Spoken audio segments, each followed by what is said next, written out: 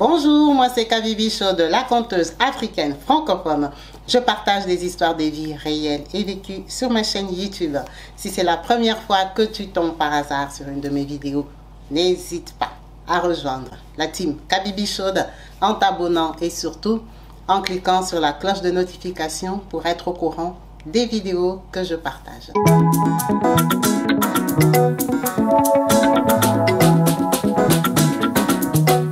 Partout dans le monde, sans exception, abonnez-vous sur la chaîne YouTube Kabibi Chaude TV. L'information en temps réel, Bienvenue chez Jailicious, votre nouveau service traiteur d'amuse-bouche en Île-de-France. Que vous organisez un événement en famille, en entreprise ou encore un mariage, Jailicious est là pour vous servir. Plongé dans un univers de saveurs afro-occidentales, agrémenté par la street food canadienne avec notre mini burger poutine. Un voyage en Afrique avec le Macam Burger, pour finir par le Mwam Burger et sa sauce cacahuète typique. Vous serez transporté dans un voyage unique avec nos saveurs sucrées, du cheesecake au bissap, au tiramisu, au baobab. Nous proposons 4 formules différentes selon vos préférences, de la formule mini avec la box Yummy de 27 pièces à la formule Max Diamond où vous pourrez composer votre box selon vos envies. Jailicious ne se contente pas d'être un simple service traiteur. Vous savez, nous nous engageons à soutenir les plus démunis. 5% de nos bénéfices seront reversés à l'association PASSEF by Kabibi Chaude et Goma Espérance. Les commandes se font exclusivement sur notre site internet www.jailicious.fr. En ce moment, vous pouvez participer à notre jeu concours pour tenter de gagner une box Golden. Il vous suffit de liker, commenter notre page Instagram Jailicious by Nkabi. Le gagnant sera annoncé le 2 mars prochain. Alors, qu'attendez-vous? Jailicious, là où la gourmandise rencontre l'authenticité. À très vite. Bonjour et bienvenue sur ma chaîne YouTube Kabibi Chaude TV. Yes! En chaleur, je suis heureuse de vous retrouver tous nombreux, connectés, branchés, actifs et présents sur ma chaîne. Merci à vous tous qui n'avez pas hésité à nous rejoindre en vous abonnant et surtout à cliquer sur la cloche de notification pour être au courant des vidéos que je partage et surtout quand je suis en direct. Comme vous savez ici, on parle de nous. On parle de nos histoires, nos expériences de vie. Donc, n'hésitez pas à me contacter sur le numéro WhatsApp qui s'affiche au bas de la vidéo, dans le générique et dans toutes mes émissions pour partager la vôtre. Ça sera avec plaisir qu'on va en parler, découvrir de vous et de votre expérience. Merci à vous tous qui n'hésitez pas à commenter, justement à encourager toutes ces personnes qui nous ouvrent leur cœur, qui se livrent à nous, qui partagent leur vie. Comme vous savez, aujourd'hui, on va partager une histoire de vie, une histoire de famille, une histoire forte.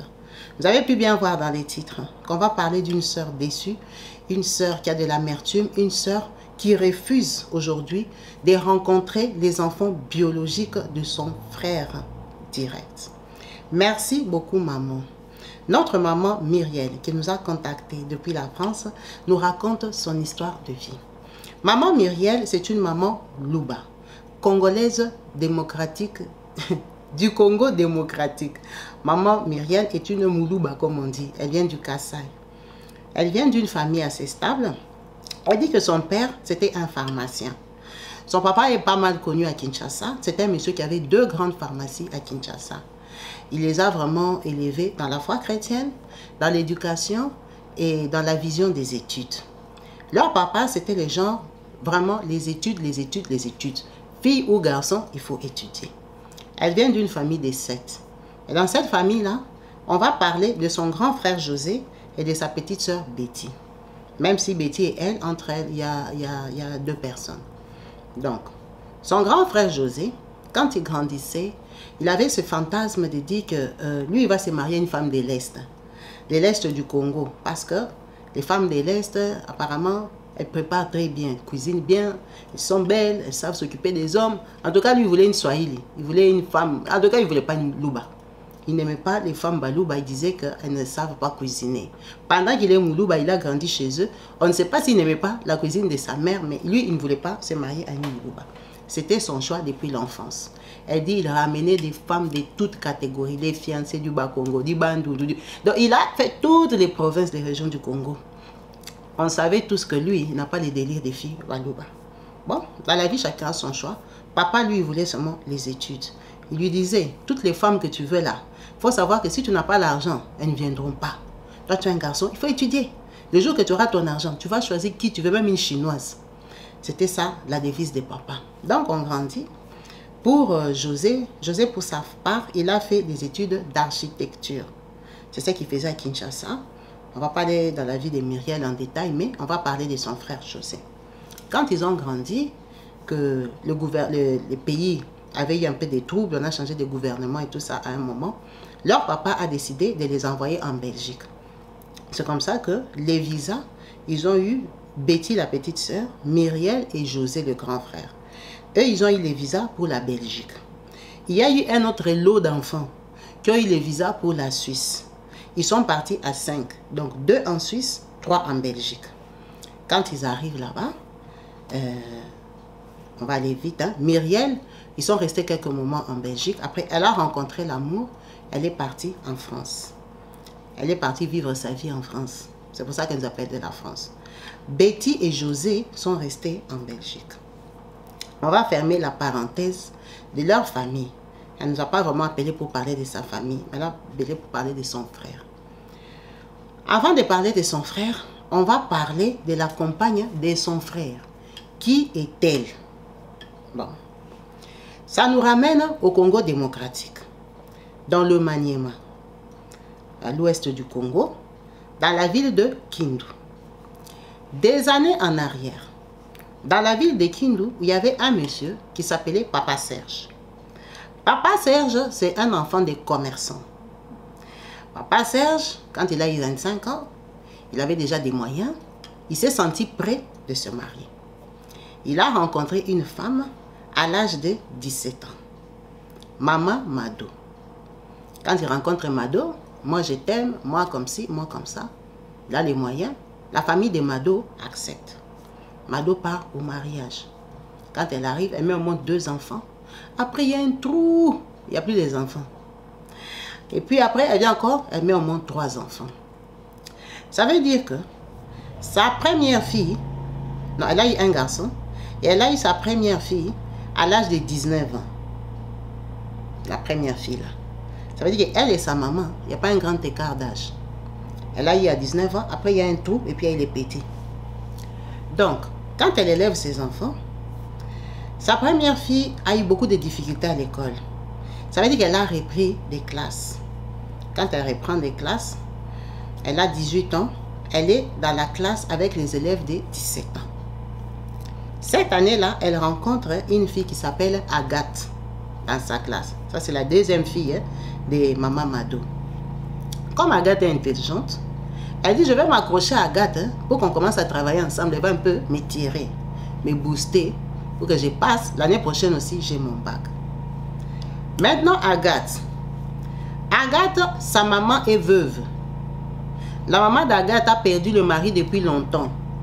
Elle élève Agathe et son frère toute seule. Elle galère là-bas à Kindu. C'est pour ça qu'Agathe est assidue, elle étudie beaucoup parce que elle n'a pas le choix, elle étudie difficilement. Quand la fille de Maman Mado va chez Agathe pour étudier, il n'y a même pas la place. Pendant que Maman Mado, son mari, Papa José, a beaucoup d'argent. Donc sa fille dit à Agathe, c'est mieux que tu viennes, on étudie chez nous. Quand Agathe regarde, chez sa copine c'est grand, il y a les manguiers, il y a tout ça. Elle peut même cueillir les avocats, parce qu'ils avaient beaucoup des avocatiers. Elle pouvait cueillir les avocats, rentrer avec chez eux, elle pouvait profiter en tout cas des fruits. Et puis, là-bas c'était bien, il y avait la véranda, la terrasse, parce qu'en attendant, Papa José a eu beaucoup d'argent. Il a vraiment progressé dans son commerce là-bas à Kindu. Ça veut dire qu'Agathe vient étudier avec sa fille. Quand il vient là, sa fille a 18 ans, Agathe a 17 ans. Et comme Papa José avait vu Agathe, c'est lui et Dieu qui savent. Le Papa José là a flashé sur Agathe, la petite là qui était intelligente, qui était pauvre. Papa José a commencé à carrer Agathe dehors dans la rue. Agathe a accepté. Agathe a accepté le papa de son ami. Le papa de son ami. Elle commence à sortir avec Papa José, personne ne sait. Agathe continue l'amitié avec sa fille et passe en 6e. Malheureusement ou heureusement pour Agathe, quand il passe en 6e, Agathe est enceinte. C'est une petite fille, non? Le papa là la gâte avec des 20 $, 30 $ et tout ça, c'est un commerçant. Elle ramène à sa maman. Sa maman est très au courant qu'elle sort avec un vieux père. Agathe est enceinte à 18 ans. Donc la maman a calculé et les diplômes, le bac et le mariage chez les papas là. Mieux vaut le mariage, ma petite prend la grossesse. Donc quand Agathe tombe enceinte, le papa se rend compte que ah, la petite là, c'est pour moi. C'est ma grossesse. Le papa a l'argent. Il s'est dit qu'il va officialiser Agathe. Agathe là n'a pas passé les bacs parce qu'elle était enceinte. C'est comme ça que ça se répand. Agathe ne vient pas à l'école parce qu'elle a la grossesse et tout ça. Hey, les copains, quel copain? Copain papa. Ça fait la honte à sa fille. Sa fille a raté les bacs. Ça fait les dégâts. La maman n'en croyait pas ses yeux et ses oreilles. L'enfant là, Agathe, qui venait chez moi, c'est celle-là que mon mari a engrossé. Le papa, il fait quoi? Il installe correctement Agathe, sa maman et son frère. Il les met en condition. Agathe accouche. Ça veut dire qu'Agathe devient la rivale de la maman de sa copine. La maman de sa copine est grande.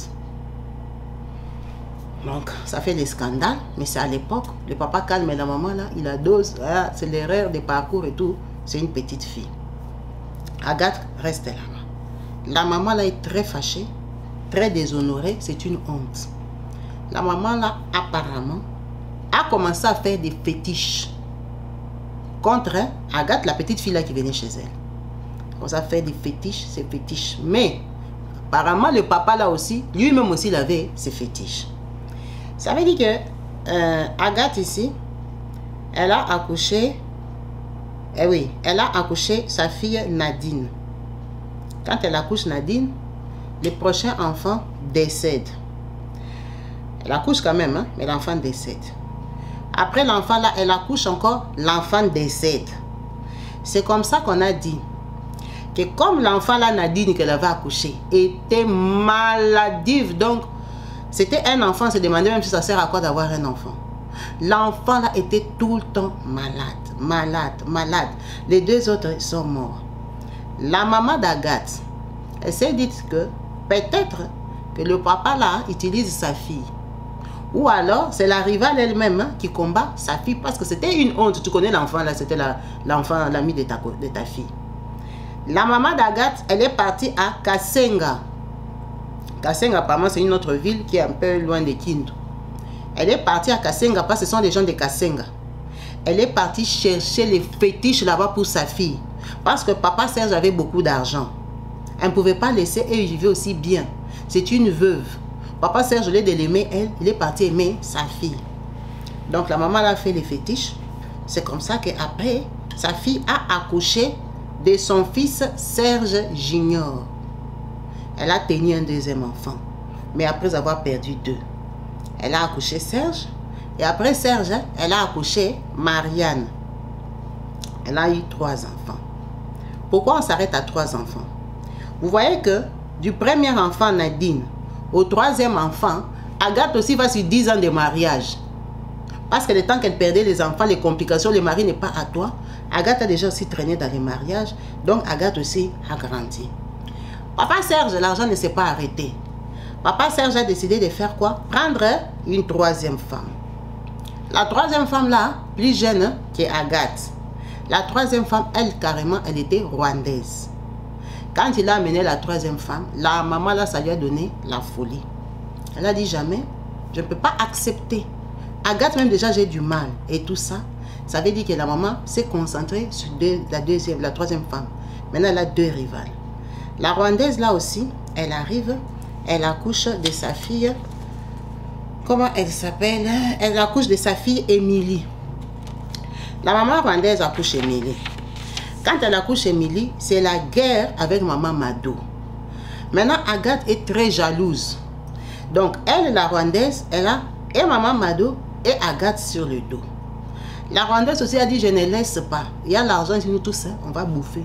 C'est le mari de l'État. La guerre, les conflits commencent entre les 3 épouses. Le mari a tellement d'argent. Maman Agathe ici, elle avait déjà des cousines à elle qui étaient à Kinshasa. C'est comme ça que la famille lui dit que vous tous, vous êtes en train de vous battre là-bas à Kindu. toi viens à Kinshasa. Tu seras la femme particulière. Laisse la Rwandaise là ses nouveautés. Un homme quand il a déjà une nouveauté, vous pouvez dire tout ce que vous voulez. Regarde comment il avait fait sa femme Mado avec toi. Elle était montée, descendue tout Kindu. Il ne t'avait pas laissé. Ne pense pas que comme la Rwandaise là commencé à coucher, il va la laisser. Donc maman Agathe a décidé de venir à Kinshasa. La femme rwandaise a mis au monde 2 enfants. Maman Agathe, elle vient s'installer à Kinshasa avec ses 3 enfants. Donc, la dernière fille de maman Agathe, Marianne, et Émilie, la fille de la Rwandaise, ont une différence de 2 ans. Donc, quand on a couché Marianne, le papa sortait déjà avec la Rwandaise, il a mis au monde Émilie. Il n'y a pas un grand écart d'âge. Les 2 mamans ne s'aiment pas, ce sont des rivales. La Rwandaise et maman Mado restent à Kindu. Ça fait comme s'il a toujours 2 femmes. Elle, maman Agathe, elle vient à Kinshasa. Bon, pourquoi le papa avait accepté qu'elle vienne à Kinshasa? Parce que le papa, papa Serge, il avait de la famille à Kinshasa. Il avait ses cousins, ses frères avec qui il faisait certains business. Il allait de temps en temps à Kinshasa. Il vient installer maman Agathe. C'est une motivation maintenant pour venir et bien approfondir son business. Quand elle arrive à Kinshasa, le papa Serge a l'argent. Il a vendu, ou elle-même, ils ont, bon, c'est lui qui a vendu, la maison qu'il avait achetée à Agathe et sa maman à Kindu, pour compléter l'argent, acheter la maison à Kinshasa. Parce que les prix n'étaient pas pareils. Parce qu'à Kindu, c'était des grandes concessions. Mais à Kinshasa, au centre-ville là-bas, les maisons coûtaient cher. Donc, il achète une maison à sa femme à Kasavubu. Kasavubu, c'est un très grand quartier à Kinshasa. Il achète une maison là-bas, il met Agathe. Dans cette maison-là, il met aussi ses frères. Parce que je ne peux pas venir te laisser ici toute seule. Donc, Agathe habite avec sa maman, qui était partie faire des fétiches à Kasenga, donc la grand-mère, avec les cousins de son mari. Agathe, à la base, elle aimait l'école, non? C'est lui qui l'avait engrossée. C'est comme ça qu'Agathe dit, elle va faire école de secrétariat. Elle veut quand même reprendre des études. Elle est à Kinshasa, le mari est resté là-bas. La grand-mère, elle va garder les enfants. Les beaux-frères sont là. Agathe, elle va reprendre les études. Parce qu'à la base, elle était intelligente. Elle fait les cours de secrétariat. Elle devient secrétaire. Le mari fait les va-et-vient. À Kinshasa, ce n'est pas vraiment son gros délire. Ce n'est pas là-bas qu'il a son vrai business. En fait, il commence à venir à Kinshasa pour trouver maintenant les ouvertures des business à Kinshasa. Et puis, voir les opportunités. Et puis, voir Agathe. Quand la Rwandaise là apprend aussi que Agathe là-bas vit dans la lumière, c'est moi qui suis resté ici avec Mado, moi aussi, je vais aller à Kinshasa. Le papa là se retrouve qu'il vient installer aussi la Rwandaise à Kinshasa. Maman Mado a soufflé. Peut-être ce sont ses fétiches qui ont répondu. On lui a laissé l'espace à Kindu. Elle est devenue la maman base qui a l'espace à Kindu. Vous comprenez bien que Agathe, elle a l'âge, le même âge que sa 2e fille. Donc maman Mado, ses enfants ont déjà bien grandi. C'est devenu une maman. Son fils aîné est grand. Son fils aîné commence à faire les affaires avec papa. Sa fille là qui était l'amie d'Agathe s'est mariée. Elle s'est mariée, elle fait quoi? Elle vient à Kinshasa. Donc la famille commence à déménager à Kinshasa. Agathe et sa copine de classe ne se parlent plus depuis qu'elle avait arraché le mari de sa maman. Mais elles sont toutes à Kinshasa. Ça veut dire que le papa, ses frères habitent chez ces 2 femmes, non? Les 2 femmes là, et la Rwandaise et Agathe, eux, ce sont les oncles. Ils doivent voir tous les enfants. Donc, on impose à Agathe et à la Rwandaise que leurs enfants doivent se connaître. Qu'elles s'aiment ou pas. Nous, les frères de ton mari, nous sommes ici. Les enfants commencent à grandir. On s'en fout de vous, les femmes là. C'est notre sang, ce sont nos enfants.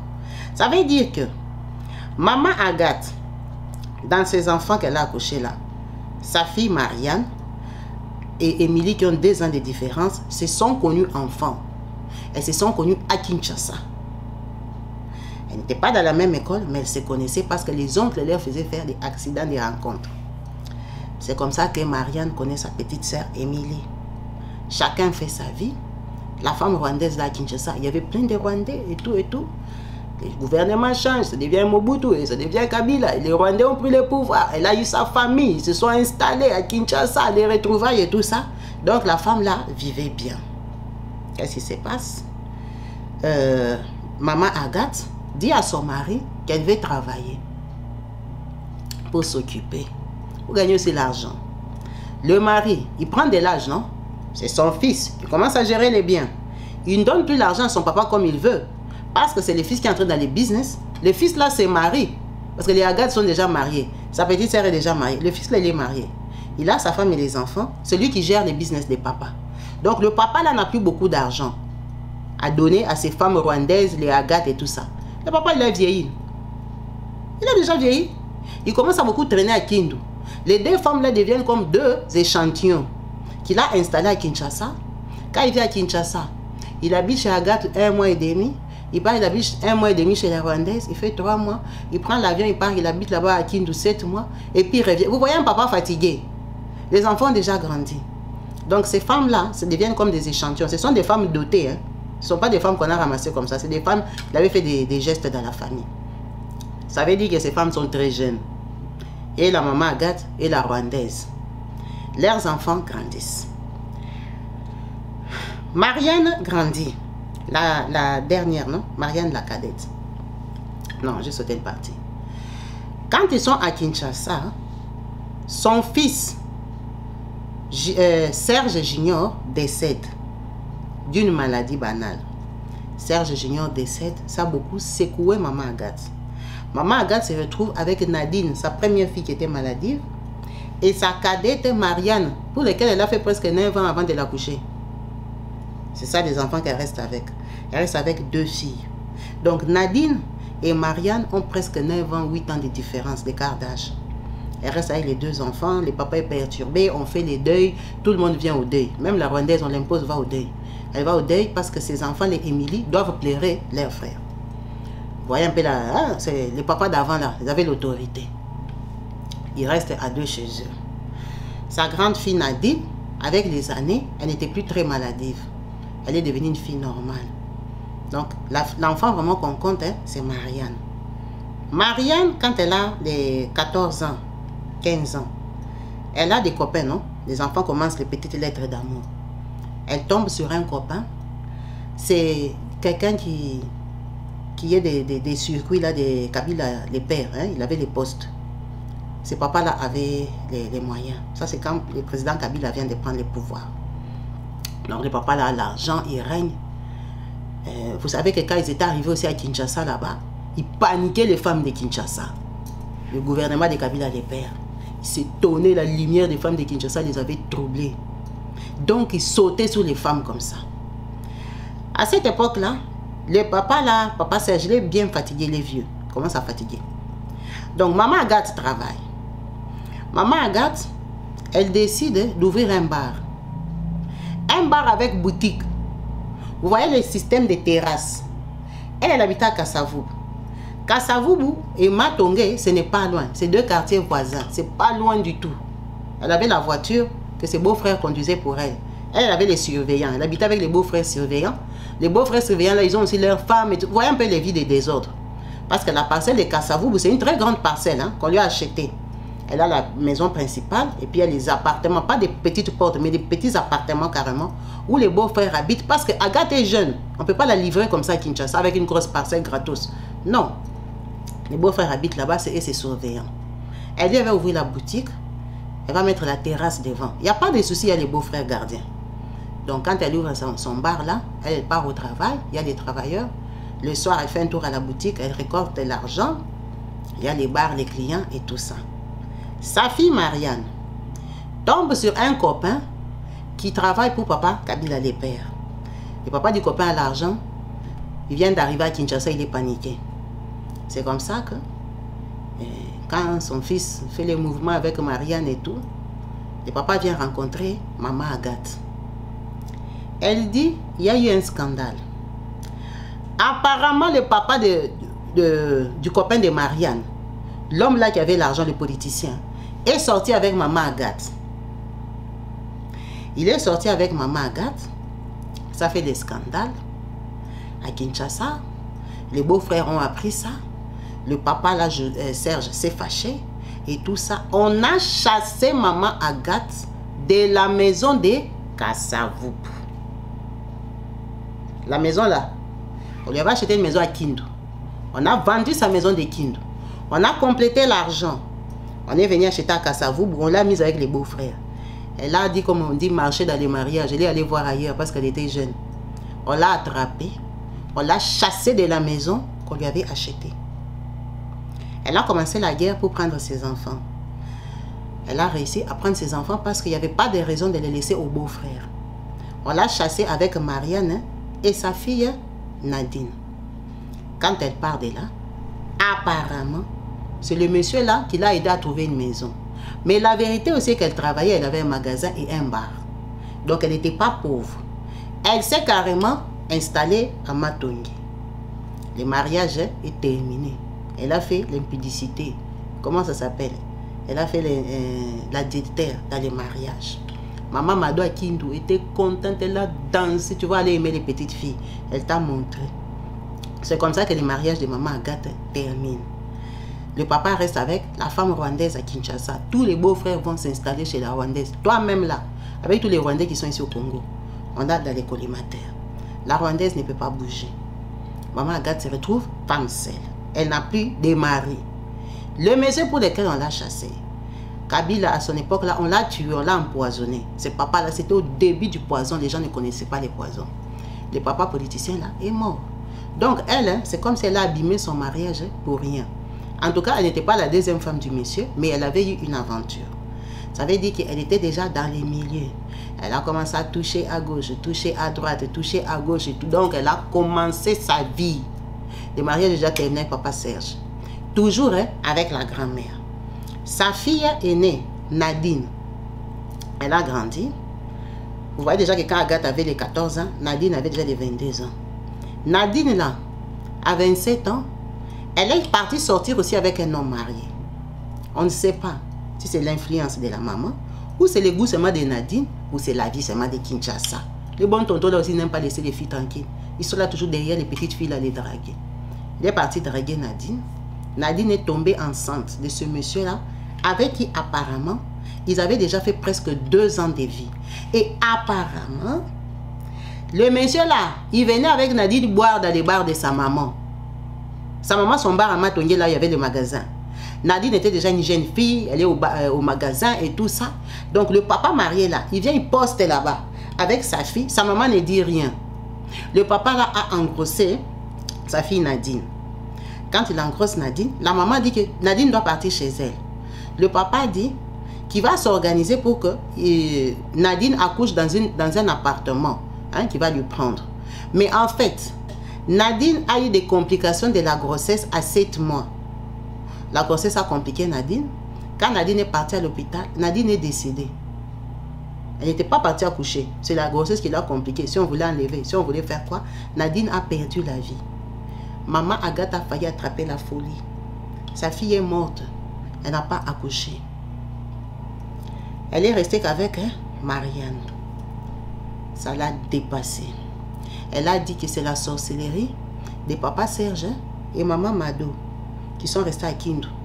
Maman Mado lui en veut tellement, elle veut lui bouffer tous les enfants. Ça l'a beaucoup perturbée. Cette maman-là a arrêté la vie. On a dit qu'elle a commencé à prier parce qu'elle n'a pas compris comment ses enfants sont morts.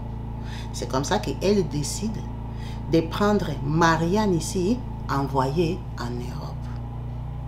Parce qu'elle a décidé de laisser la vie, elle a voulu faire fuir sa fille, elle a envoyé Marianne en Belgique.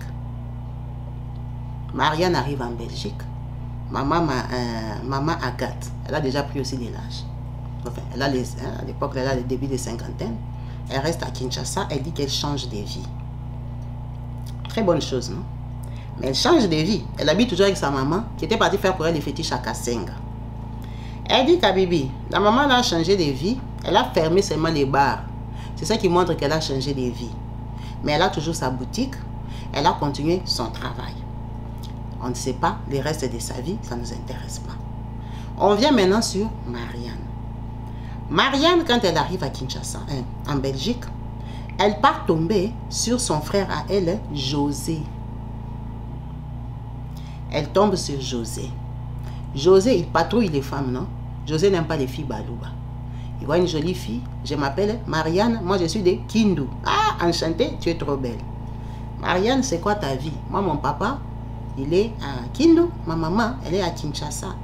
Tu vois, c'est le temps là. Maman était deuxième épouse. Ok. Elle commence à sortir avec José.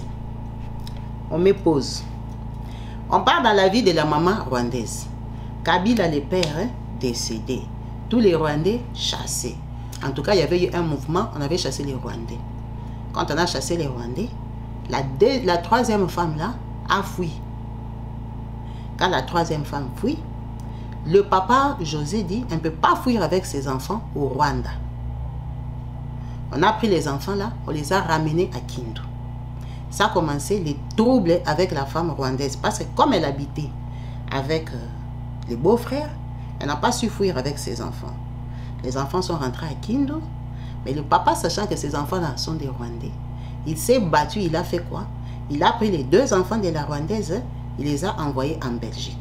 Alors là, on dit que c'est la maman rwandaise, à partir du Rwanda, qui a financé les voyages de ses enfants. Parce que leur papa, il n'avait plus beaucoup d'argent. C'est son fils non seulement qui gérait ses affaires, et puis les affaires avaient basculé avec la modernité. Vous savez, il y a beaucoup de business qui ne marchaient pas. Les Chinois sont rentrés, les Libanais commencent à injecter les trucs. Le business du papa, là, il n'était plus aussi riche que ça. Donc, elle, la fille, là, Émilie, elle dit que c'est sa maman qui l'a envoyée en Belgique. Mais ce qui est vrai est qu'ils étaient rentrés d'abord à Kindu. La maman, là, a fui au Rwanda. Quand elle fuit au Rwanda, elle abandonne le mariage, non? Le papa est déjà devenu vieux. Il est resté avec maman Mado, sa première épouse. Ils se correspondent les âges. Donc, ça veut dire que les trois femmes-là voudraient porter disparu. Quand Émilie arrive en Belgique, Émilie et Marianne, c'était des sœurs à Kinshasa. Parce que leur papa avait imposé qu'elles se connaissent. Ils se connaissent tous dans leur famille. Marianne connaît et Émilie et ses frères, et son frère. Donc, quand ils arrivent en Belgique, les parents ne sont pas là. Il n'y a pas de raison d'être ennemis. Vous avez le même sang. Ça veut dire que Marianne, en Belgique, elle avait une petite sœur rwandaise. Rwandaise, vraiment de physionomie. Mais avec un nom de Congolais. Ah, tout le monde sait que les papas congolais, avant, ils fantasmaient les Rwandaises. Donc, il y a beaucoup de Rwandaises qui sont moitié-moitié. En Belgique, ce n'est pas un problème. Il y a beaucoup de Rwandais là-bas. Et puis, elle, Émilie, elle a grandi au Congo démocratique. Donc, elle ne se sent pas rwandaise. Même si elle les a connus un peu quand Kabila, le père, était là. Ça veut dire que Marianne et Émilie se rapprochent en Belgique. Parce que les jalousies des mamans ne sont plus là. Ce deviennent des sœurs. Marianne, c'est la grande sœur d'Émilie. Émilie, quand elle arrive en Belgique, elle rencontre un garçon, Moulouba. Le garçon Moulouba là sort avec Émilie parce qu'elle est très belle. Elle est belle forme. Il s'appelle Ruffin. Ils sortent avec Émilie. Vraiment, vous voyez, les gens, on vous connaît que Émilie habite là-bas à Molenbeek. Lui, il habite là-bas, c'est dans quel quartier? C'est son copain. On les connaît. Marianne, quand elle arrive, elle sort avec mon frère José. José aussi, c'est un Moulouba. Ça veut dire que José et Ruffin font connaissance. Leurs femmes sont demi-sœurs. Il n'y a pas de soucis, c'est l'Europe, on s'en fout des parents. La vie, la vie, la vie, la vie. Quand maintenant, José a tourné tout Bruxelles, il a vu que bon, la fille que j'aime, c'est Marianne. Quand maintenant il vient dire aux parents que lui, il veut se positionner avec Marianne, les parents lui demandent, c'est l'enfant de qui? Elle vient d'où? Qui sont ses parents? Il explique, non, sa maman c'était comme ça. Papa dit non. Papa dit non, il dit, sa maman a une vie de désordre. Comment papa lui a dit, ce que papa lui avait dit, mon fils, tu vois, nous à notre époque, hein, quand on épousait une femme, comme tu dis, sa maman l'avait épousée. Deuxième femme, que ce soit première, deuxième, troisième, cinquième femme, elles vont rester tes femmes jusqu'à ta mort. Ça, c'est ce que papa lui avait dit. Il dit, moi, je ne comprends pas comment tu dis que sa maman, on l'avait épousée deuxième femme, mais aujourd'hui, elle est déjà séparée de leur papa. Il s'est passé quelque chose. Parce qu'à notre époque, première, cinquième femme, ce sont tes femmes. Elles sont au même titre. Seulement, une est à la mairie, peut-être si tu veux aller à la mairie, mais toutes sont tes femmes, elles ont le même respect, la même vie. Elles vont te rester tes femmes jusqu'à la mort. Il ne peut pas avoir de divorce. Il ne peut pas avoir de séparation. S'il y a séparation, c'est que la femme là s'est méconduite. C'est que la femme là a quitté le mari. C'est que c'est une femme divorcée. Moi, je n'ai pas divorcé votre maman. Même si elle a vu ce qu'elle a vu dans les mariages. Mais je ne veux pas aussi que mes enfants se marient aux enfants des divorcés. Papa a refusé. Juste parce que maman Agathe était divorcée. Mon frère dit ça, c'est quelle logique? Est-ce que la vie de ses parents, ça la regarde? Les gens changent. D'ailleurs, sa maman prie et tout ça. Papa a dit non. Cette femme-là, on a dit qu'elle avait un bar. Une femme qui avait un bar, elle a des mœurs légères.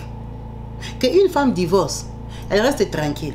Elle trouve un autre mari, d'accord. Mais une femme qui divorce, qui part prendre un bar, à notre époque là, c'est une femme qui n'a pas de bonnes mœurs. Ça, c'est papa qui lui dit. Maintenant, mon frère dit, mais si elle n'a pas de bonnes mœurs, qu'est-ce que ça a à voir avec sa fille? Papa dit, c'est elle qui l'a éduquée. Ça fait prise de tête. À Kinshasa, on a refusé les mariages. Maman, elle était partagée. José, quand même, il a beaucoup joué avec les filles. José veut se stabiliser. C'était son rêve de se marier à une femme d'ailleurs. Il a trouvé sa femme là. Betty, ma petite sœur, habitait à Bruxelles. Elle est venue dire, maman, elle est bien. Elle vient d'une bonne famille. Sa maman là, les a bien éduqués. Ils ont étudié dans des bonnes écoles. Leur papa avait l'argent. Ils sont à deux ici et tout. Bon, Betty, ma petite sœur, défendait José et Marianne. C'est normal, ils habitaient en Belgique. Moi, j'habitais en France. Moi, j'étais seulement dans les commérages de la famille. Papa a refusé, mais tu connais les garçons. Il a fait quoi? Il a engrossé Marianne. Donc, José a imposé Marianne. Quand il engrosse Marianne, nous sommes des baloubs. On ne jette pas notre sang, on ne jette pas nos enfants. Même les parents ont compris qu'il s'est entêté. Il aime la fille là. Bon, maman a dit ce n'est pas aussi grave. Ce n'est pas comme si on épouse sa mère. On épouse la fille. Tu peux aussi éduquer ton enfant. Ton enfant est différent de toi. Donnons-leur une chance. Quand on leur donne la chance là, ils restent avec Marianne. Finalement, elle accouche. On épouse Marianne. Les parents ont quitté vraiment Kinshasa. Ils sont partis épouser Marianne chez les papas là, les oncles là, qui sont restés à Kasavubu. Les papas là, les frères de papa José qui est à Kindu. Ces oncles là qui sont restés dans la maison de leur maman. Ils sont allés épouser Marianne là-bas. C'est comme ça que les parents ont connu cette maison là. Parce qu'on devait l'épouser dans la famille de son père. Et maman Agathe est venue. Ah, c'est elle la maman. Maman Agathe est venue. Le papa de Marianne n'était pas venu. On a doté Marianne à Kinshasa. En Europe, on a fait la fête. En Europe, Marianne et José se sont mariés. J'ai quitté Paris, je suis partie au mariage de mon frère. On a fait la fête. Marianne, welcome dans la famille. À cette époque-là, sa petite sœur Émilie, elle était venue au mariage. Hein. Elle est venue au mariage, mais elle s'était déjà séparée des Riffins. Émilie. Avec le Riffin Moulouba là, quand Marianne s'est mariée, ils étaient déjà séparés. Ils sont sortis ensemble presque 1 an et demi. Ils se sont séparés. Riffin est parti vivre au Canada. Lui, le Moulouba là. Il part vivre au Canada. Émilie est restée en Belgique. Elle a rencontré un autre Moulouba encore, qui s'appelle Emma. Émilie, à la fête, elle était venue avec Emma. Mais à l'époque là, elle n'était pas mariée. Ça veut dire que notre maman ici qui nous a appelés connaît la petite sœur de Marianne, la Rwandaise, avec son mari Emma. C'est la belle famille, non? Ils sont rentrés en France, ils ont continué. Quand ils restent là, maman Agathe est décédée à Kinshasa. Apparemment, elle a eu des problèmes de tension ou comment. Elle est décédée, elle avait la 60aine, elle n'est pas décédée vieille. Maman Agathe meurt à Kinshasa. Son frère José et Marianne sont partis enterrer maman Agathe. À Bruxelles, Émilie là, elle a fait le deuil de maman Agathe. Pour te montrer à quel niveau elles sont sœurs. Même si une est demi-rwandaise, l'autre est l'enfant de maman Agathe. Ils ont fait le deuil. Quand sa grande sœur Marianne est rentrée, elle était contente, non? Ta petite sœur a pleuré ta maman et tout ça. Le deuil est passé. Marianne et José ont fait 5 ans sans avoir un enfant. On ne sait pas pourquoi. Arrangement des couples ou c'est quoi? On ne sait pas. Mais il n'y avait qu'un enfant. Un matin, José me dit que non, il doit aller au Congo. Je dis, ah bon? Mais vous étiez au Congo il y a peut-être 3 ans. pour enterrer maman Agathe. Tu peux chercher quoi au Congo? Vous avez l'argent, hein? Vous voulez acheter. Il me dit non. Il veut aller au Congo parce que Marianne, en fait, elle est héritière de la parcelle de Kassavubu. Parce que sa maman est morte, non? La parcelle, c'est au nom de sa maman. Même si elle avait chassé du mariage. La grand-mère, là, elle est restée à la charge de Marianne. Parce que la grand-mère, c'est la maman qui l'a amenée. La grand-mère a refusé de rentrer à Kindu. Parce qu'imaginez, elle était venue avec les petits-enfants là. Elle est déjà devenue une grand-mère quinoise. Donc, la maison dans laquelle la maman vivait, on l'a fait déménager la grand-mère.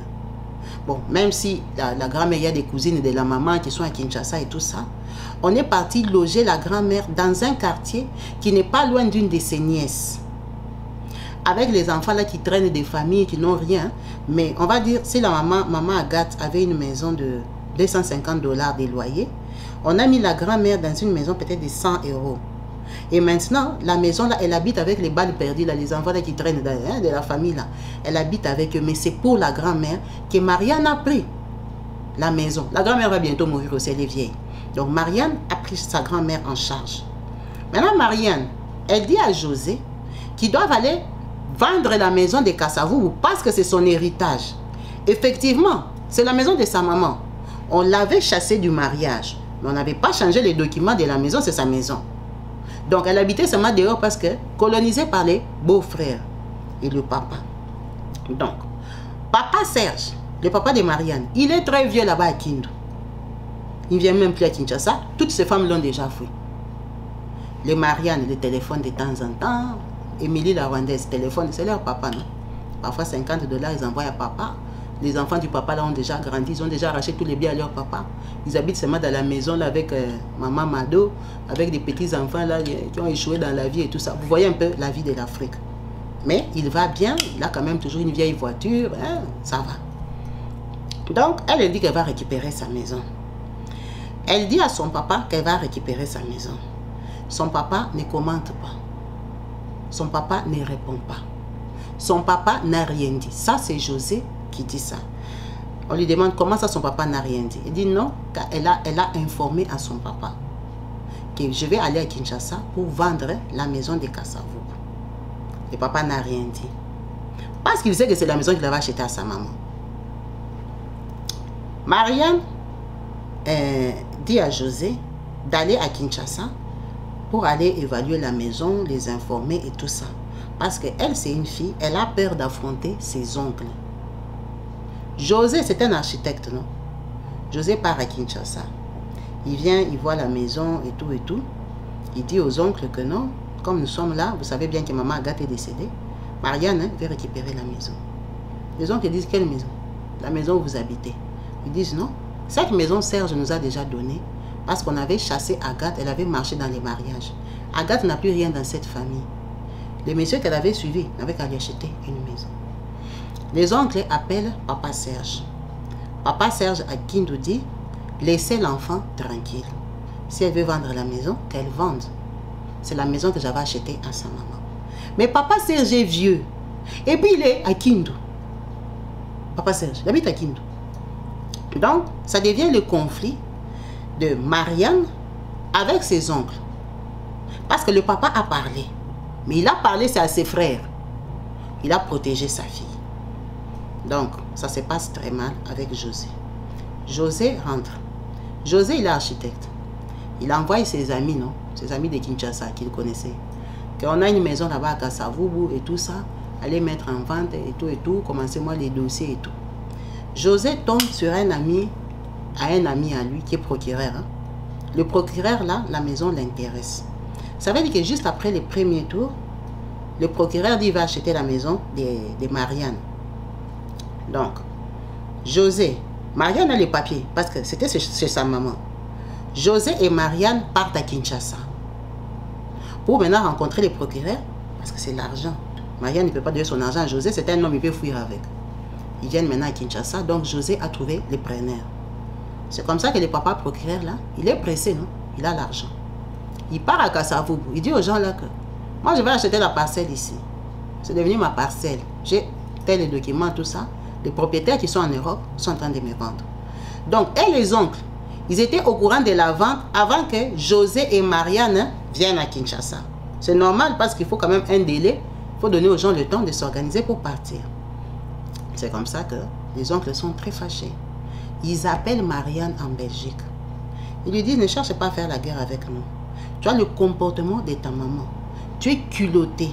Nous, on habite ici depuis des décennies, des années que nous sommes ici.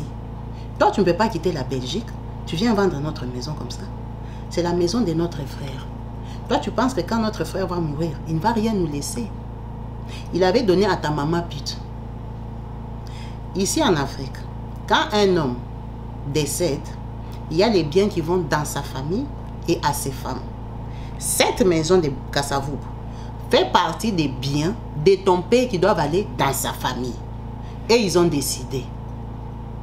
Parce que Maman Mado qui est à Kindu là-bas, la grande maison, Maman Mado a beaucoup d'enfants. Et puis des grands. Il y a des grands. Vous comprenez bien que dans la parcelle de Kasavubu, les frères de son papa, il y a des papas aussi qui sont des papis, qui ont des enfants qui sont grands, comme les enfants de Maman Mado. Donc les Mariannes ici, ils ont l'âge d'être les enfants des hommes qu'elle va aller déloger. Ses cousins, ce sont des papas. Marianne va aller les déloger avec José. C'est comme ça que Marianne et ses oncles se prennent la tête. Elle a dit, elle a les documents, c'est sa parcelle, ils sont prévenus. Ils ont des préavis de sortir. S'ils ne veulent pas sortir, c'est leur problème. Le procureur va les mettre dehors. Prenons que c'est au mois de mars, elle dit, et en juillet, ils viennent prendre l'argent. J'étais correct, je vous ai laissé le temps de déménager. Les oncles sont très fâchés, ils essaient de négocier, ils appellent les papas lavent les mains et tout et tout. Marianne vient avec José à Kinshasa. Ils vont leur expliquer que nous sommes venus, donc la semaine prochaine, il faut que vous partiez. De toute façon, les procureurs, il avait déjà envoyé les gens qui les mettaient déjà mal à l'aise. Parce que lui venait carrément prendre les mesures. Les mesures, on va couper, on va faire comme ça, on va faire comme ça. Donc quand ils arrivent à Kinshasa, pour signer, pour prendre l'argent, les gens là de la famille, bon, on ne va pas dire que c'est eux. Comme par hasard, quand ils sont à Kinshasa, José, comme c'est lui qui avait trouvé la maison, qui avait trouvé le procureur, qui mettait trop la bouche, qui allait faire l'homme. Ta femme te pousse devant, non? Va faire l'homme, c'est toi l'homme. Allez le faire sortir et tout ça. José, on lui a lancé le sort ici qu'on appelle les Mbassou. Vous connaissez Mbassou là, que les maladies sorcellériques d'Afrique. On te jette, ça devient un bouton, tu te grattes jusqu'à ce que ça devient le pied pourri. On lui a lancé ça. Quand on lui a lancé ça, les procureurs, ils s'en foutent. Lui, il veut prendre la maison, ils se sont déjà convenus, il a déjà débloqué l'argent. Donc, José est malade à Kinshasa. Le procureur a quand même viré l'argent à Marianne dans leur compte qu'ils avaient ouvert à Kinshasa. Et tout ça, donc ils ont vendu. Le procureur là, il a l'argent. Il est parti déloger les oncles de Marianne. Et tout ça à Kinshasa. On a commencé à mener José chez les gens, parce que les parents sont à Kin. On a commencé à mener José chez les traditionnels, José chez les féticheurs, José à l'hôpital, José. On a pris José, on a chargé dans l'avion en Belgique. Ils sont rentrés avec l'argent. Quand ils arrivent avec l'argent, José n'est pas allé mieux, il n'a même pas fait 2 mois. José est décédé en Belgique. José est décédé pour la maison que Marianne a vendue. Elle a délogé ses oncles, le procureur a pris la maison, là, il a cassé, il a arrangé sa maison. C'est devenu pour lui. Effectivement, la maison était pour Marianne. Donc, dans la famille de Marianne, il n'y a pas de perte, il y a seulement mésentente. Les oncles sont très fâchés. Le papa a dit c'était la maison de Marianne. Ils ne peuvent rien faire, le papa de Marianne est vivant. Quand on enterre José ici, ça fait les scandales, et elle a sacrifié son mari, et tout ça. Les gens ont parlé. Le deuil est passé. Même pas 1 an. Même pas 1 an. Parce que nous, quand on a perdu notre frère, on était vraiment contre cette Marianne-là. On s'est beaucoup mal parlé. On lui a dit qu'elle a exposé notre frère. Elle savait que leur famille ont des choses de sorcellerie, conflit des parcelles et tout et tout. Pardon, excusez-moi.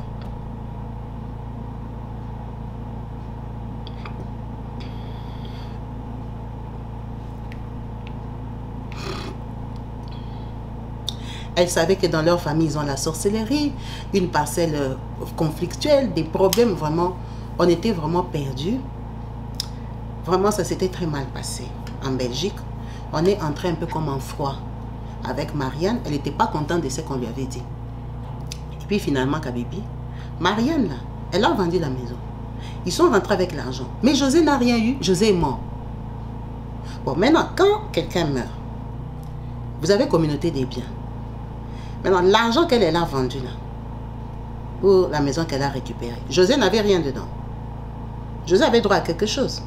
Donc maintenant, nous, la famille de José, qui est décédée pour cette famille-là, quand tu es une bonne personne, à part avoir enterré son mari, même 10 000, elle ne peut pas donner à la famille de José. Rien.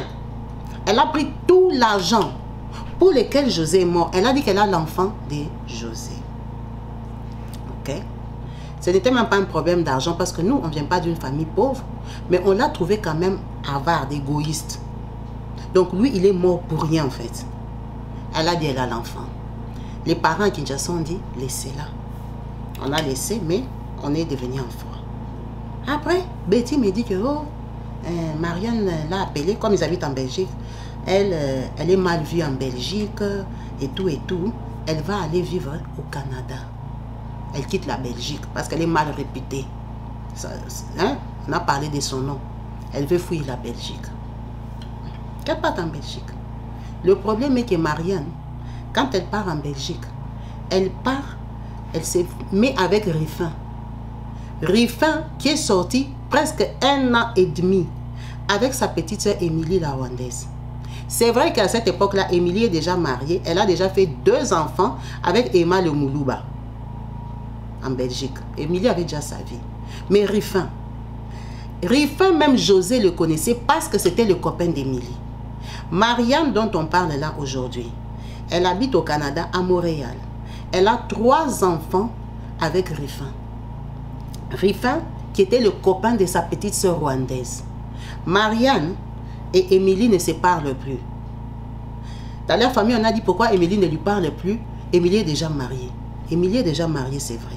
Mais Émilie, elle est sortie avec Rifin tout Bruxelles pendant 1 an et demi. Le mari, là, José, notre frère, il connaissait Rifin en tant que le copain d'Émilie. Mais aujourd'hui, son ex a 3 enfants avec Rifin. Elle a envoyé quoi comme argument? Que, donc, si on doit commencer à se baser sur les copains des gens, dans la vie, on ne va pas se marier. Il y a beaucoup de gens qui n'allaient même pas se marier parce que tout le monde a fait la vie. Tout le monde a eu l'occasion de connaître tout le monde. Ce n'est pas comme si sa petite soeur a eu un enfant avec lui. Ce n'est pas comme s'il avait doté. C'était juste un copain de passage. Elle, quand elle est arrivée à Montréal, elle le connaissait très bien. C'est lui qui l'a reçu. Et puis, elle n'a pas vu d'inconvénient à se mettre avec lui. Déjà, elle est veuve. On ne peut même pas dire que Rifin connaissait José. José est déjà mort. Quand vous vous mariez, c'est la mort qui vous sépare. Donc, elle est libre. José est déjà mort. C'est pas comme si José restait en Belgique, elle est venue se mettre avec Rifin qu'il connaissait. Et puis, ce n'était pas des amis. C'était pas des amis, c'était le copain de sa petite sœur. Donc, José parlait à Rifin par rapport à elle. Parce que c'était sa petite sœur à elle. Ce n'était pas son pote. Il faut qu'on arrête de dire qu'elle s'est mariée avec l'ami de José. Rifin, ce n'était pas l'ami de José. Rifin sortait avec Émilie, mais Émilie, il ne l'a ni épousée, ni fait enfant.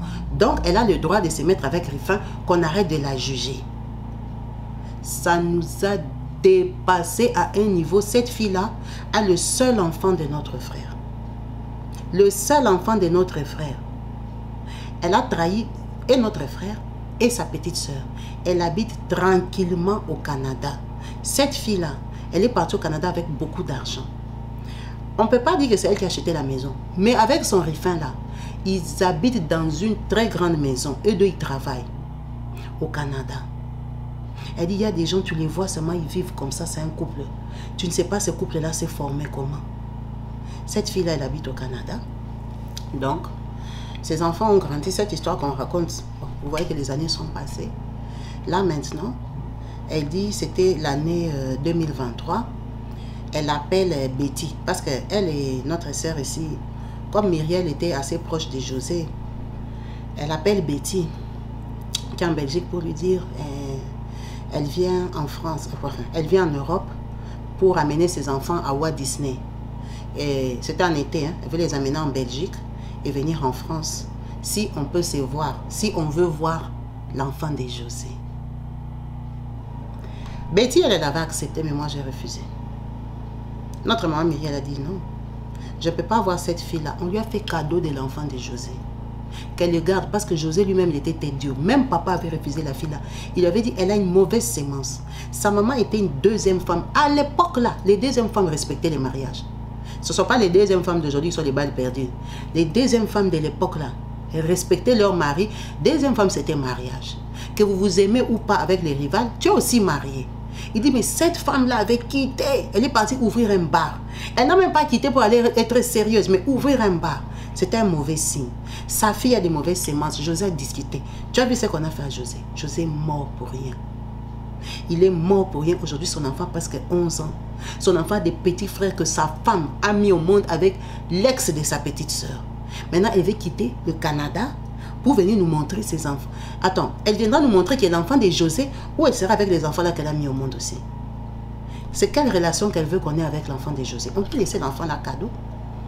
Maman Myriel dit, en tout cas, elle, l'enfant de José là, elle attend quand il va grandir, quand il sera indépendant, qu'il a la tête et l'intelligence, il y a les réseaux sociaux, il y a tout.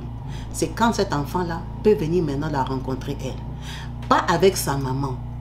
Elle dit, Kabibi, si je vois la fille là, on peut finir en bagarre. Je la déteste malgré qu'on a dit de ne pas haïr les gens. Je la déteste pour ce qu'elle a fait à notre frère. Je la déteste pour sa sale vie.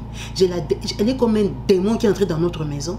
Elle est venue sacrifier notre frère pour rien. Il est mort pour rien de pour rien. Il est mort, cette fille a pris l'argent, elle est partie au Canada vivre avec quelqu'un d'autre. Elle se permet. Elle dit, hein, comme on dit dans la famille, on n'a pas les mêmes cœurs. Elle est partie en Belgique, elle a rencontré Betty. Betty a accepté de la voir. Betty a accepté, elle a fait les enfants, les photos à l'enfant de José et tout ça. Elle a partagé dans la famille et tout ça. Moi, je dis, ne m'envoie pas les photos où la fille là est. Elle dit, tu vois, si on ne priait pas, c'est les gens des filles que moi-même, je n'ai pas amené chez les féticheurs. Je la déteste à un niveau que Dieu me pardonne. Elle ne supporte pas son ex-belle-sœur et elle ne veut pas voir l'enfant de son frère. Elle dit, ce qui est dommage et qu'elle est en train d'éduquer l'enfant là. Donc, je ne sais pas ce qu'elle va dire à ses enfants. Pourquoi elle et sa sœur rwandaise là ne se parlent pas? Parce que les enfants, ils sauront que maman, chez vous, vous êtes combien? Elle va citer les enfants de Maman Mado. Elle va citer ses frères rwandais. Maintenant, quand ils vont lui demander pourquoi vous ne vous fréquentez pas, Tantine Émilie habite en Belgique. Elle va leur dire quoi? Elle est venue en Belgique, elle a cherché Betty. Pourquoi elle n'a pas cherché sa propre sœur Émilie? Elle s'est promenée avec Émilie en Belgique, tout le monde savait que c'était des sœurs. Pourquoi elle n'a pas cherché Émilie pour lui dire que je vais te présenter aussi les enfants des Ruffin? Si Émilie et Ruffin, c'était rien du tout. Si Émilie est déjà mariée et que c'est normal, pourquoi elle n'a pas fait? Parce qu'elle est consciente que ce qu'elle a fait, ça ne se fait pas. Ce qu'elle a fait, ça n'existe nulle part. Elle dit, elle est tellement profondément mauvaise que moi, je ne souhaite pas que ces enfants-là, même l'enfant de José, connaissent mes enfants. Ils ont sa sémence. Cette fille-là ne peut pas bien éduquer ses enfants. Cette fille-là va... Elle dit, tu vois l'enfant de José, moi je pourrais les voir grandes, mais je ne veux pas que cet enfant-là fréquente mes enfants. Parce que il ne peut rien sortir de bon de cet enfant-là. Commencer par son arrière-grand-mère qui était partie à Kassenga faire les fétiches. Sa maman, Maman Agathe, entre parenthèses, elle avait commencé à prier, mais elle priait, regarde ce que sa fille est devenue. Elle-même, Marianne, elle a une mauvaise sémence. Elle ne peut rien donner de bon à cet enfant-là. Donc, son enfant là, José, c'est un enfant perdu, en tout cas par rapport à maman Myriel. Elle dit, l'enfant de José ne va jamais approcher mes enfants parce qu'il a une mauvaise sémence. Il vient d'une mauvaise lignée. Il vient d'une maman qui est sadique. Elle ne peut rien lui transmettre de bon. Donc, elle vraiment, elle dit, José, il est resté mon frère dans ma mémoire. Mais ce qu'il a laissé sur terre, je suis obligée de gommer de ma tête. De gommer cet enfant-là parce que il peut que ramener des problèmes dans notre famille. Il peut que ramener des problèmes. Je ne veux pas qu'il m'approche. Je ne veux pas qu'il approche mes enfants. Elle a partagé cette histoire pour dire quoi? Elle dit, tu vois, il a laissé un vide dans notre famille. Mais il faut faire attention où vous allez vous marier. Il y a des signes qui ne trompent pas. Il y a des gens qui viennent des mariages où il y avait des deuxième, troisième femmes. Mais il faut regarder la vie de leur maman, elle a été comment. Et puis, un mariage, quand tu viens, ton papa refuse. Bon, si les raisons ne sont pas valables, après ça dépend ce que toi tu vas appeler valable. Pour José, les raisons de papa n'étaient pas valables. Mais tu as vu ce qu'on lui a fait. Quand tu viens dans un mariage, il y a des pour et des contre. Elle dit, Kabibi, le mariage là est compliqué déjà. Un mariage, il y a beaucoup de gens qui sont, il y a des gens qui sont perdus, qui sont pour, qui sont contre. Un mariage, il faut beaucoup parler. Un mariage, il faut des stratégies pour se marier. Elle était obligée de tomber enceinte pour qu'on l'épouse et tout ça. Elle dit, ce n'est pas un bon mariage. Ce n'est pas un bon début. Des mariages comme ça, sur 10, 6 terminent mal. Un mariage, les gens doivent avoir l'accord, la paix. Même si vous ne vous appréciez pas les régions, mais bof, il n'y a pas trop d'inconvénients. Bon, il n'y a pas trop de non, non, non. Il n'y a pas trop de discussions. Va au mariage. Et moi, j'ai beaucoup de discussions. Si tu entres dedans, prie. Prie beaucoup parce qu'il y a des choses que les gens disent sans savoir, que les gens voient, que les gens sentent que toi, tu ne connais pas. José était têtu. Sur cette terre, il a laissé un enfant à une femme insensée. C'est vrai qu'elle vit très bien. Elle a une belle vie sur ses réseaux sociaux. Elle vit très bien au Canada, là. Ils n'ont pas besoin de nous. Elle vit très bien. Parmi les enfants de son papa, là, elle est parmi les enfants qui ont réussi. Même si elle a beaucoup de frères maintenant qui sont venus en Europe. C'est elle qui les connaît. Mais elle vit très bien au Canada. Elle vit très bien au Canada. Mais elle vient d'où? Elle vient d'où? Elle dit, j'ai même pitié du Rifin, là. Bon, après lui aussi, on ne sait pas si c'est elle qui l'a convaincu ou c'est lui qui sortait avec la fille à Émilie, mais il aimait sa sœur. Vous savez, il y a des hommes comme ça. Il t'aime, toi, mais il dit, ah, si j'avais eu sa grande sœur, j'allais l'épouser. Il y a des garçons comme ça. On ne sait pas pourquoi il s'est marié à elle. On ne sait pas, c'est ça sa femme, avec qui ils ont 3 enfants. Ils ont des jeunes enfants, là-bas au Canada. C'est le partage de notre maman, déjà pour raconter l'histoire tragique de son frère, et aussi pour tirer les oreilles aux gens que ne vous mariez pas n'importe comment. Ne vous mariez pas dans n'importe quelle famille. Regardez un peu les origines, les sources des familles où vous voulez aller mettre la tête. Une famille qui est compliquée comme ça, une fille qui te donne beaucoup d'explications sur sa maman, fais attention. Fais attention. C'est très rare qu'un chien fasse un chat. Ça peut arriver. Hein? La maman est démoniaque, l'enfant est chrétienne. Ça peut arriver. Mais la plupart des temps, il y a une sémence qui suit. Il y a une sémence qui suit. Sa maman, apparemment, elle est décédée, elle priait. Mais est-ce que Marianne prie? Marianne s'occupe de sa grand-mère. Sa grand-mère, là, elle est toujours vivante. C'est elle qui paye la maison de sa grand-mère à Kinshasa. Elle est bien vieille, mais elle est toujours vivante. Est-ce que la grand-mère, là, ne fait pas des choses pour Marianne? On ne sait pas. Parce que dans son histoire, c'est la maman qui priait. Ce n'est pas la grand-mère qui priait. Et c'est Marianne qui s'en occupe aujourd'hui. Allez-y comprendre. Merci beaucoup, maman, pour ton partage. Merci beaucoup pour cette histoire triste pour ton frère, qui malheureusement a perdu la vie par amour, hein? Bon, ou par manque de... ils ne savaient pas que ça allait se passer comme ça, qu'ils allaient en arriver là. Dans un couple, c'est normal. Les femmes mettent toujours les hommes devant parce qu'elles veulent être protégées. Lui, il a fait que l'homme, il a trouvé les clients et tout ça. Peut-être la pression du procureur et tout ça. Et ils ont décidé de se venger sur José. Ou ils ont décidé de se venger sur les deux, mais Marianne était protégée. Ça a attrapé José. Ça aussi, on n'a pas de confirmation. On n'a pas de précision. Merci à vous tous d'avoir suivi cette vidéo jusqu'à la fin. En espérant qu'elle va vous édifier, vous apprendre quelque chose et toucher même une personne qui peut être en train de faire une erreur en ce moment. C'est le but de la chaîne. Quand on partage des histoires vécues, c'est pour toujours sensibiliser une personne. En espérant lire vos multiples commentaires au bas de la vidéo, des encouragements et votre point de vue sur cette histoire et la décision de maman Myriel de ne pas fréquenter cet enfant-là. N'hésitez pas à lui dire ce que vous en pensez de sa réaction. Merci beaucoup à vous tous. Peace and love chez vous. Bye.